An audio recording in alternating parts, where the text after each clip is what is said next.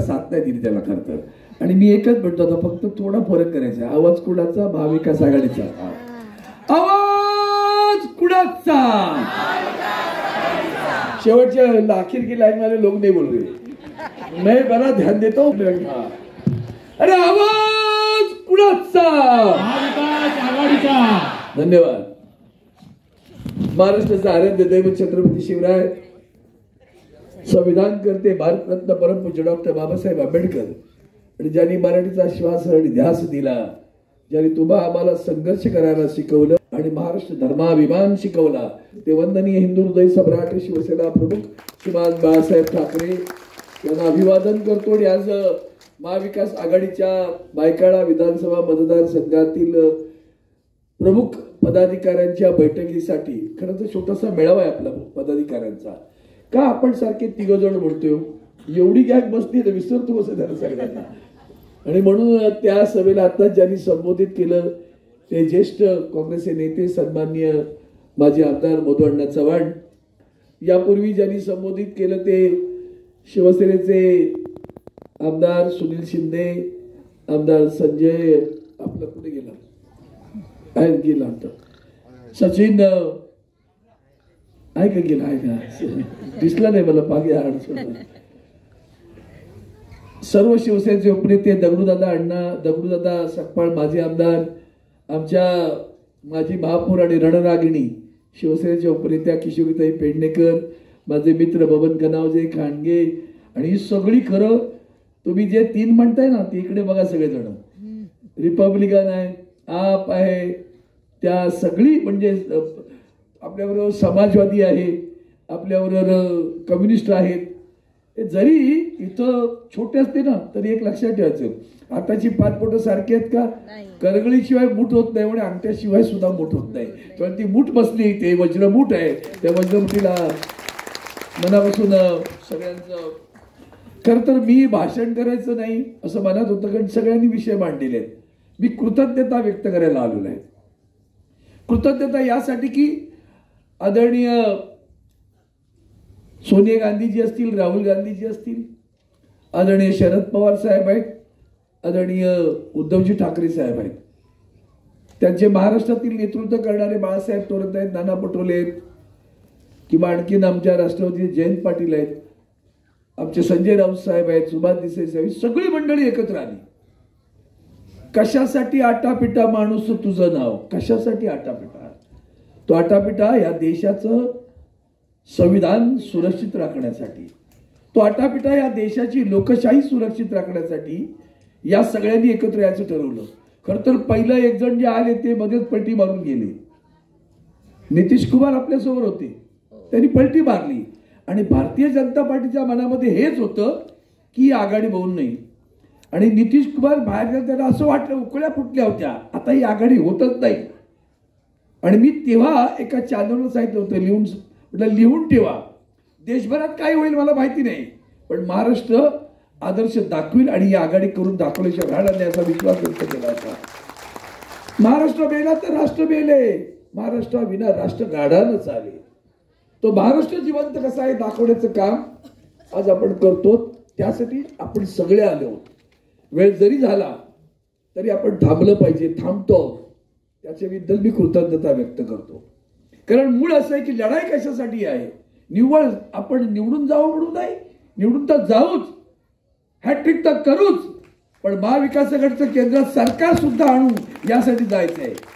ते करण्यासाठी ज्या बाबासाहेबांच्या संविधानाबद्दल बोललं जाते, मी माझ्याबद्दल मध्ये एक पत्रक काढलं होतं, आता उद्या परवा पत्रक येईल आणखी दुसरं सुद्धा. मी तुम्हाला सर्वांना एकच सांगेन, कदाचित इतर पक्षातील लोकांना सगळी माहिती नसेल, आमच्याही लोकांना सगळी माहिती असं मी समजणार नाही, पण प्राथमिक शिक्षणापासून मधु अण्णा की ज्याच्यामध्ये खरी विषमता आहे. कारण ती विषमता जेव्हा मी नव्यानं मोदींचं सरकार आलं तिथं माथा टेकला बरं आमच्या पंतप्रधानांनी, माथा टेकून ते आले, आम्हालाही बरं वाटलं. माझं पहिलं भाषण आहे, ते पहिल्या भाषणात मी असं म्हटलं, दुःख बरे दिन बितोरे भैया अब सुख आयो रे, रंग जीवन में नया लायो रे. अरे कर्म आमचं रंग जीवन में नया लायो रे. जी पब्लिक सेक्टर्स, त्या भाषणात माझा उल्लेख आहे बरं का, तुम्ही बघू शकता की देशाच्या सार्वजनिक उपक्रमांना सशक्त करा.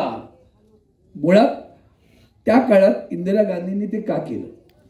हा सगळ्यात राष्ट्रीयकरणाचा जो मुद्दा होता ना, तो यासाठी होता की बँका असू द्यात, इन्शुरन्स कंपन्या असू द्यात, या ऑइल कंपन्या असू द्या, सगळ्यांना राष्ट्रीयकरणाचा हेतू असा आहे की या राष्ट्रीयकरणामुळे त्या राष्ट्रीयकरणात या सगळ्या कंपन्या तळागाळात पोहोचतील.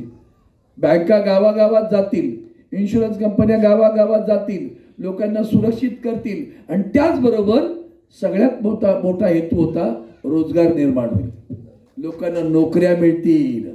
आज इथं तरुण वर्ग बसलाय, हात वर करून सांगा रे बाळांनो, तुम्हाला किती लोक आहेत कायम स्वरूपी नोकऱ्या मिळालेत, परमनंट नोकऱ्या मिळाल्यात, सरकारी नोकऱ्या मिळाल्यात, असं एक तरी याच्यात आहे का रे? हात वर करून सांग की मला नोकरी मिळाली म्हणून. मूळ जगण्याचा मार्गच खुंटला बघा. म्हणजे इथं यातनं एकाने हात वर केलं नाही. तुम्ही प्रामाणिक आहात ना?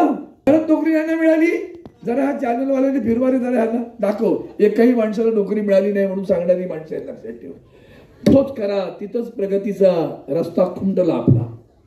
आणि मग तो करताना मी याच्या शिक्षणाबद्दल बोललो तेव्हा मी म्हटलं प्राथमिक शिक्षणामध्ये आज काय होतंय, आमच्याही बऱ्याच गरीब लोकांना असं वाटायला लागलंय माझा मुलगा कुठे गेला पाहिजे, इंग्लिश मिडियमला. आमच्या आईला फार खुशी होती बरं. तो संध्याकाळी पोरग घरात येतं आणि आईला हाक पडतो, ए मम्मी आलं बरं का. आईला वाटतं पोरग, मम्मी म्हणाला ना रे माझं पोरग आलं इंग्रजी, त्याला सगळं हे भाळले आम्ही सगळेजण खुश. मी तेव्हा त्यांना म्हणालो की तुम्ही इंग्रजी माध्यम मराठीमध्ये कुठे असू द्या, पण आमचा मुलगा एसएससी बोर्डला जातो, तुमचा मुलगा आयसीएससीला जातो, त्याच्या पुढचा सीबीएसईला जातो, त्याचा पुढचा इंटरनॅशनल बोर्डला जातो, यांचा अभ्यासक्रम वेगळा. त्या मुलांमध्ये सुद्धा अहंकार जडलेले आहेत. मी विधानसभेत सुद्धा बोलतो, वरती लोकसभेत सुद्धा बोललो. ज्या दिवशी एक जाहिरात येते की आमच्या वर्गातील शाळेतील वर्ग खोल्या या वातानुकूलित आहेत, शाळेच्या खोल्या वातानुकूलित एअर कंडिशन खोल्या आहेत आमच्या शाळेत, अशी जेव्हा जाहिरात येते तेव्हा लक्षात ठेवा तो मुलगा मातीपासून तुटला. पायात बूट आहेत, एअर कंडिशन वर्गात बसलाय, त्याच्या अंगाला माती नाही लागत. तो भारत मातेचा पुत्र कसा होईल हो? तर भारत मातेचा पुत्र त्याच्या अंगाला माती लागली पाहिजे. आणि मग तो भारत मातेपासून तसा दूर जातो आणि मग आम्ही काय करतो, त्याच्यात अहंकार. आणि परत सर्व एवढं सगळं करून तो जेव्हा कॉलेजला जाणार आहे किंवा आणखी इंजिनिअरिंग जाणार आहे, मेडिकलला जाणार आहे, तेव्हा अभ्यासक्रम वेगळा आहे का? शरीरशास्त्र बदलतं का मेडिकलला गेल्यावर? ते तसंच असतं ना.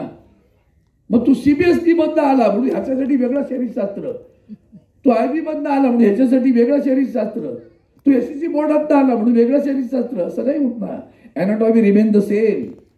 आणि मग जर वरती शिक्षणामधल्या अभ्यासक्रम सारखा आहे तर प्राथमिक विषमता का? आणि म्हणून जेव्हा अण्णा राईट टू एज्युकेशन बिल आलं तेव्हा मी कडाडून विरोध केला. म्हटलं राईट टू एज्युकेशन नकोय, राईट टू क्वालिटी एज्युकेशन पाहिजे, दर्जेदार शिक्षणाच्या गरिबांच्या मुलांना मिळालं पाहिजे. हा सांगणार तुमचा अरविंद सावंत आहे.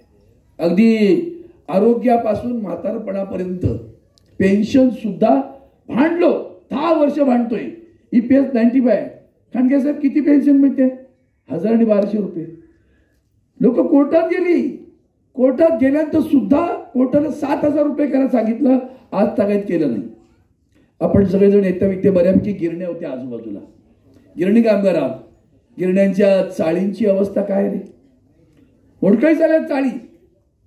त्या मोडकळी झालेल्या चाळी त्यांना विकसित करा, पुनर्विकास करा. अरविंद सावंत अट्टहास करत राहिला. काय म्हणाले पीयूष गोयल माहितीये का? अरे अरविंद क्यों पीछे पड़े हो, उसको तो बेचना है ना. चाल का क्या करोगे, मिल बेचनी होगी आपको, चाल की बात करो. नहीं वो करेगा, जो खरीदेगा वो करेगा. माणसाच्या जीवाशी लोक खेळू शकतात.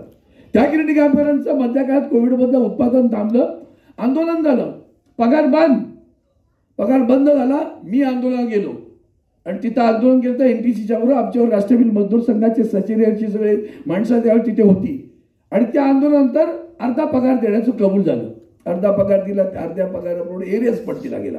पुढं काय घडलं, मग पुन्हा पूर्ण पगार मिळाला पाहिजे म्हणून पुन्हा गेले कोर्टात. कोर्टाने सांगितलं ना पूर्ण पगार त्या गिरण्या चालू झालेले आहेत, नाही दिला पगार पूर्ण. मग पुढं काय केलं, कंटेम्प्ट ऑफ कोर्ट केला. कंटेम्प्ट ऑफ कोर्ट केल्यानंतर कोर्टाने पुन्हा ताशीर झाडले.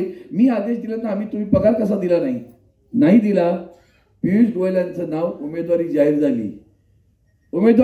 झाली आणि दुसऱ्या दिवशी तिकडनं ऑर्डर आली, त्याचा पगार पूर्ण द्या. गिरणी कामगारांनो, माहितीये का तुम्हाला ही असली औलाद आहे, लक्षात ठेवा. म्हणजे त्या गिरण्यांचा विकास करा, त्या जमिनीवर विकास करा, तिथे उद्योग काढा, मग आमच्या लोकांना रोजगार मिळू द्या. मी काही महिन्यासाठी मंत्री होतो, रिचार्ड सनकुडास माझ्या अंडर होतो. मी म्हटलं रिचार्ड सनकुडासला डेव्हलप करूया आपण. माझ्याकडे राज्य सरकार आलं, आपलं सरकार होतं, तरी त्यांनी म्हणाले हॉस्पिटल वाढवायचं. म्हणजे काय गरज नाही हॉस्पिटल वाढवायची, भरपूर जागा आहे जे हॉस्पिटलच्या प्रांगणामध्ये, तुम्ही ते उद्योग करा आणि आयटी एक हब तयार करू आपण. आणि त्या आयटी हब बनवून 20-25 हजार मुलांना रोजगार मिळाला असता. मी राजीनामा दिला, राहिलं. पण ही दृष्टी पाहिजे तुमची. आमच्या मुंबई बंदराचा विकास झालाय, आमच्या गिरण्यांबद्दल न्याय मिळतोय, तुमची हे प्रश्न लक्षात घ्या. आणि म्हणून गिरणी कामगारांचा ज्या पद्धतीनं बीडी साहेबची शिवडीची विकास नाही करत, BIT चाळ राजकारणात अडकलेली आहे, तिचा विकास होत नाही बरं का. पण खोके विकून माणसं विकली जातात, पण चाळी विकल्या जात नाहीत, लक्षात घ्या. म्हणून तुम्हाला एक सांगतो, बाबासाहेबांचं एक वाक्य फार महत्वाचं आहे. आपण नुसतं बाबासाहेबांचा नावाचा ढोल बजवून नाही जमणार, त्यांच्या विचारांप्रमाणे चाललं पाहिजे. ते एकदा असं म्हणाले होते, एक वेळ लढला नाहीच तरी चालले, पण विकला जाऊ नको, सोडं लक्षात ठेव. हे का सांगतो, काल परवाकडे ITC आपल्या बबन कनावचे साहेब आपल्या परळपल्ली इंडिया युनायटेड मिलच्या ठिकाणी हे गेले, आपले अध्यक्ष लोक विधानसभेचे, आणि त्यांनी असं म्हटलं, काय काम आहे सांगा, मी करतो. त्यावेळेला बिल्डिंगला रिपेअर करायचंय, खरं तर बिल्डिंग विकसित करायला पाहिजे, विकास करायचंय, म्हणून मग रिपेअर करायला किती खर्च आहे. त्याला वाटतं 5 झालं, एवढ्याला 50 लाख, पण तो करतो म्हणून सांगितलं त्याने, विचार करा. परत लावली बिल्डिंगला, 50 लाख आणलं कुठून बाबा, कुठल्या निधीतून विकास करताय तुम्ही? हा भ्रष्ट मार्ग आहे. आणि म्हणून बाबासाहेबांचं वाक्य महत्व आहे, एक वेळ लढला नाहीच तरी चालेल, पण विकला जाऊ नकोस. तुम्हाला सगळ्यांना शपथ आहे, तुमच्याकडे सुद्धा हीच प्रलोभन येणार आहेत. अजून समजू नका, हे आनंद वाटतो ऐकायला, बिनविरोध निवडून येईल, पण ज्या दिवशी उमेदवार येईल ना, त्या दिवशी बघा तुम्ही काय करतील ते. पहिली गोष्ट पैसा येईल. आज पहिल्यांदा सगळ्यांनी हात बरोबर करून शपथ घ्या, साहेब किती पैसे येऊ द्या, आम्ही महाराष्ट्राचा स्वाभिमान विकणार नाही आणि महाविकास आघाडीचा उमेदवार विजयी करू. शपथ घ्या सगळ्यांनी. हाताला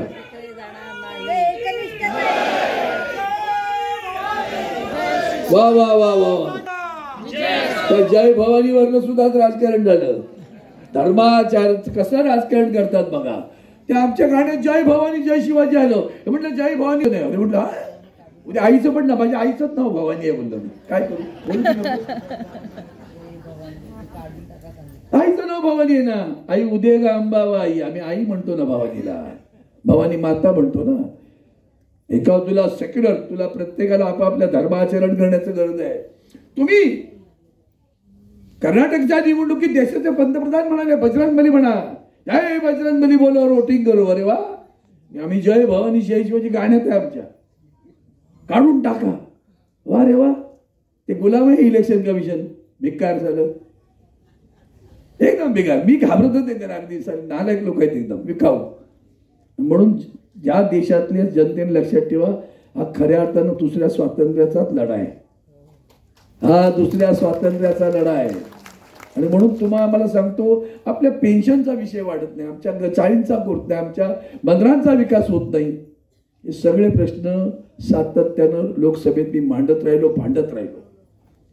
आता अजून मनात इच्छा खूप आहे, निवडणूक आलेली आहे लोकसभेची. सुदैव आहे आमचं की आपण सगळे एकत्र आलो. पण मराठी माणसं आपल्याला शाप आहे बरं का. साहेब आमचे कधी कधी हिंदू म्हणून बोलायचे ना, ते हिंदू म्हणे उलटा करा बरं दुई, आम्हाला दुईचा शाप असतो. तो दुईच्या शापामध्ये संभाजी महाराज पकडले गेले होते. आणि म्हणून तुम्हाला सर्वांना सांगतो, आपल्यामध्ये शाप आहे, तो कसा ते करतायत बघा. काहीच नाही ना. मग आता आरक्षणाच्या लढाई सुरू केल्या होत्या, मग मराठ्यांसाठी मराठा आरक्षण सुरू. दुसरं म्हणतो धनगरांना आरक्षण मिळालं पाहिजे, तिसरं म्हणतो ओबीसीला आरक्षण पाहिजे, चौथा म्हणतो गोवरीला आरक्षण मिळालं पाहिजे, पाचवा म्हणतो आदिवासीला आरक्षण मिळालं पाहिजे. हो ना बाबा, मिळालंच पाहिजे. मग काय करायला पाहिजे? मराठ्यांना आरक्षण मिळावं म्हणून लढणारा त्यांचा नेता मराठी येणार आहे? मराठी आहे की नाही?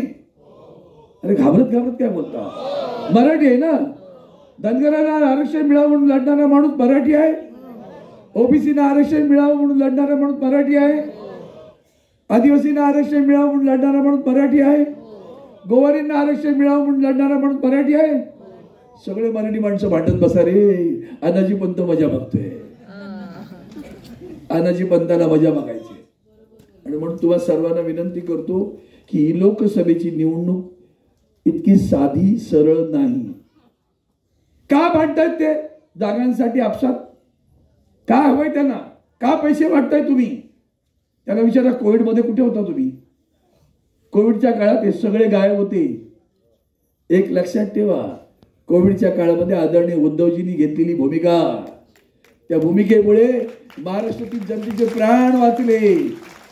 तेव्हा गुजरातमध्ये ॲम्ब्युलन्स मधनं प्रेत पडत होती आणि युपी मध्ये गंगा दुथडी भरून प्रेतानं वाहत होती, प्रेत घेऊन वाहत होती.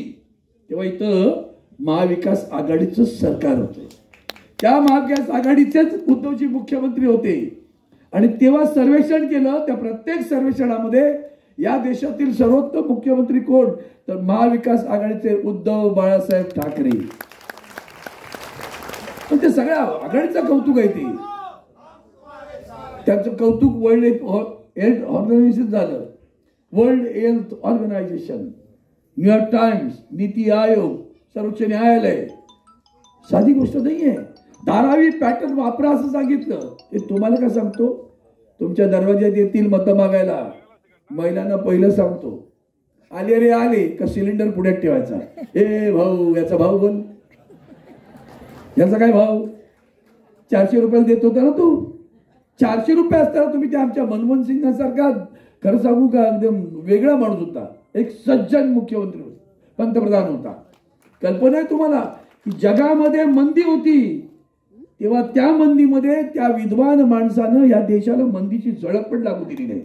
कळली नाही आम्हाला. बरं, आपण सुद्धा घरात असेच वागतो. आई वडील खूप त्याग करत असतात, मुलाला कळतच नाही, कारण त्याला स्पर्शच होत नाही त्या मंदीचा. तेव्हाची गोष्ट सांगतो मला मी. माझं आणि मला सुदैवाने आदरणीय उद्धवजींनी खासदार केल्यामुळे काही काळ मंत्री, माझे फार सलोख्याचे संबंध. मग ते मनमोहन सिंग असू द्यात, राहुल गांधींनी मिठी मारताना तुम्हीच पाहिलं असेल आता इथे. सगळे म्हणजे सोनिया गांधी तर मी उभं राहून बसलो का अशी करणार. छान, अच्छा बातमी. हे जे काय आहे ना ते मी तिथे असताना पण करतो. म्हणजे मी युतीत होतो, राफाएलवर मी इतकं तडाडून बोललो की नाही. शरद पवार साहेबांनी सांगितलं लोकांना जाऊन, तो राफाएलवर काय म्हणतोय ते बघा, त्याचं वाचन आहे का.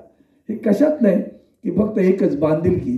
घार हिंडते आकाशी प्रतिचे लक्ष किल्लापाशी, असा तुमचा अरविंद सावंत आहे.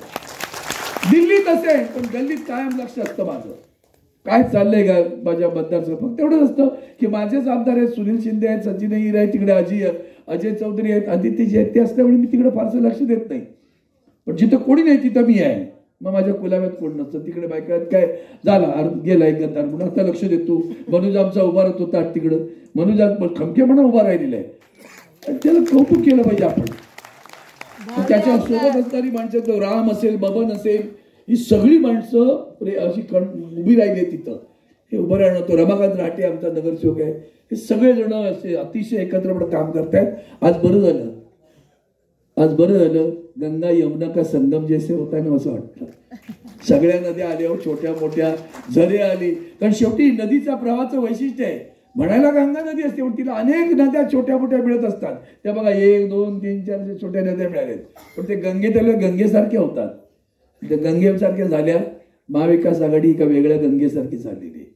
आणि इथं सुद्धा ही माणसं कशी आहेत, पाणी रे पाणी तेरा रंग कैसा, जिसमें मिलाए उसके जैसा. आपण एकत्र येऊन काम करतोय सगळं. यासाठी अनेक विषय आहेत. तुमच्या महागाईचं सांगितलं, तुमच्या महिलांच्या बद्दलच्या सन्मानाची गोष्ट करतात, महिन्याच्या आरक्षणाची गोष्ट करतात. मी महिलांसाठी सांगतोय, तुम्ही बोललं पाहिजे. 1200 रुपये सिलेंडर झाला.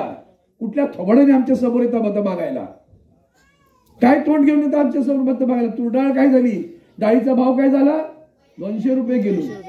हा, शाबास. मग हे सगळं आहे ना, ते येतील तेव्हा लक्षात ठेवा. नाही ते नंतर बघू, आम्ही तुम्हाला करू, स्वस्तात करू, अजिबात ऐकायचं नाही. लाज वाटली पाहिजे ना. 85 कोटी जनतेला आम्ही फुकट धान्य देतो. अरे वा, म्हणजे काय झालं? 85 कोटी जनता 10 वर्ष गरीबच राहिली, तिचं उत्थापन नाही झालं, आर्थिकदृष्ट्या उत्थापन नाही झालं, असा त्याचा खरा अर्थ आहे. कळलं का आपल्याला ते कधी? महिलांवरचे अत्याचार, त्या आमच्या पेलवान, त्या ऑलिम्पिक गोल्ड मेडल घेऊन आलेल्या महिला, त्यांच्यावर भाजपचाच खासदार आहे बरं का तो अध्यक्ष कुस्ती संघाचा, त्याने अत्याचार केले. तिला न्याय नाही मिळाला, रस्त्यावर बसल्या होत्या. आणि मणिपूरमधली तर घटना अजिबात आयुष्यात विसरू नका. या देशाला कलंक लागणारी घटना.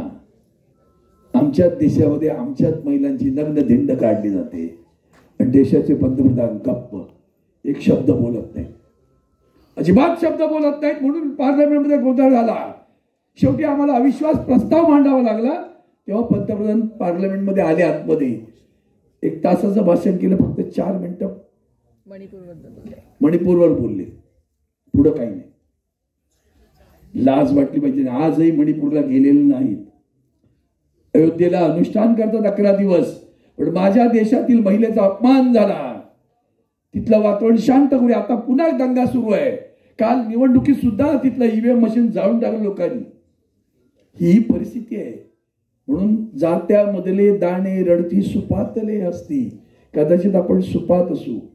आमचा शेतकरी मरतोय बरं. 700 शेतकऱ्यांचे मृत्यू त्या एका आंदोलनात झाले. आपल्याला कळलंच नाही कधी, कारण ते आपल्याला अजूनही आपल्याला त्याचा स्पर्श होत नाहीये. पाण्याचं दुर्भिक्ष्य वरून आला, प्रकृतीचं तर बरं आहे. हे सगळ्या समस्या उभ्या आहेत समोर. आणि सगळ्यात भयानक बेरोजगारी आहे. घराघरामधल्या गरिबांच्या महिला रस्त्यात बिचारा त्या बचत गट कर, त्या बचत गटातनं काहीतरी कर, इकडनं काहीतरी कर, बर कष्ट करत असतात रे. अण्णा भाकरी दिल्यानंतर देव पावणारा पाहिजे रे शोधतोय मी. माझी अर्धी भाकरी द्यायला मी तयार आहे, पण आमचाही देव सध्या शांत आहे. त्यालाही कळलं पाहिजे. बघ कशी जनता आहे, बघ तुझी जनता कशी. बडे शिवरायाला जेव्हा जिजाऊ सांगत होती ना, बघ कसा अन्याय चाललाय, तीच सांगण्याची वेळ पुन्हा आली. बघ कसा अन्याय चाललाय, बघ कसा गोरगरिबांवर वरवंटा फिरवला जातोय, बघ कशी महागाई वाढली, बघ कसा बेरोजगार वणवण फिरतोय, बघ कसा महिलांवर अत्याचार होतोय, बघ कसा शेतकरी आत्महत्या करतोय.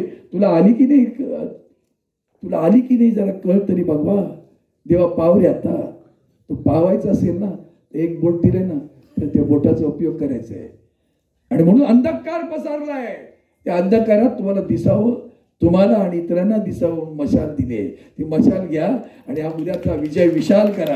अशा प्रकारच्या मनापासून शुभेच्छा देतो. इतक्या उशिरापर्यंत थांबलात, आता मात्र घराघरापर्यंत जावं लागेल. परवा किशोरीताई आणि सुनील शिंदे या दोघांनी वरळीमध्ये, आपल्याला कल्पना नसेल बरं का, एक घरात त्यांची माणसं आहेत, पेड वर्कर मुलं, तरुण मुलं आहेत, ती घरात जातात आणि त्यांच्याकडनं नंबर घ्या, हे घ्या, ते घ्या, तुम्ही मतदान करा. मतदान केलं की नाही कोणा, यांनी पकडलं त्यांना. म्हणून त्यांना कळलं कोणीतरी पाठवले त्यांना पैसे देऊन. घराघरात वरळीसारख्या ठिकाणी घुसू शकतात. तिथं तुमचं दुर्लक्ष असेल तर. म्हणून किल्लेदार व्हा. आमच्या लहानपणी किल्लेदारांसाठी एक सुंदर कविता होती, त्या 4 वेळी बोलतो आणि जातो. म्हणजे जेव्हा महाराज वेषांतर करून किल्ल्यावर गेले आणि त्यांना कळलं की किल्ल्यावरचा किल्लेदार जागृत पाहिजे ना, तर किल्ल्यावर महाराज वेषांतर करून गेले होते. त्यांनी अडवलं त्याला. महाराजांना बरं वाटलं, आहे जागरूक आहे, तुम्ही किल्लेदार आहात बरं का. अडवल्यानंतर त्यांनी असं म्हटलं, खबरदार जर टाच मारुनी याल पुढे चिंदड्या, उडविन राई राई एवढ्या. कुण्या गावचे पाटील आपण कुठे चालला असे, शिवही ओलांडून तीर असे. हा मर्द मराठ्याचा मी बच्चा असे, हे हाडे माझे लेचे पेचे नसे. ह्या नसा नसातून हिंमत बाजी वसे, पुण्या गावचे पाटील आपण बायकळ्यात कसे. असा प्रश्न तुम्ही विचारला. इतके जागृत राहा. ते काम तुम्ही प्रेमाने कराल आणि या विजयाचं शिक्कामोर्तबच नव्हे तर साऱ्या भारताला अचंबित वाटलं पाहिजे. काय दक्षिण मुंबई आहे हो. मला सकाळी एका पत्रकाराने प्रश्न सांगितला, तेवढा एक गुपित सांगतो जातो. सुनील, एका पत्रकार प्रश्न विचारला आणि म्हणाला, अरविंदजी तुमच्या कल्पना आहे का, 1952 पासूनचा इतिहास आहे म्हणे, दक्षिण मुंबईतून जो खासदार ज्या पक्षाचा निवडून जातो त्याचं खासदार तिथं सरकार येतं. तुम्ही विजयी झालात तर आघाडीचं सरकार येणार आहे. म्हणून त्या विजयात आपण सगळ्यांनी आपल्या खारीचा वाटा उचला, तो उचलालच असा विश्वास व्यक्त करतो. आपली रजा घेतो. जय हिंद. जय महाराष्ट्र, वंदे मातरम.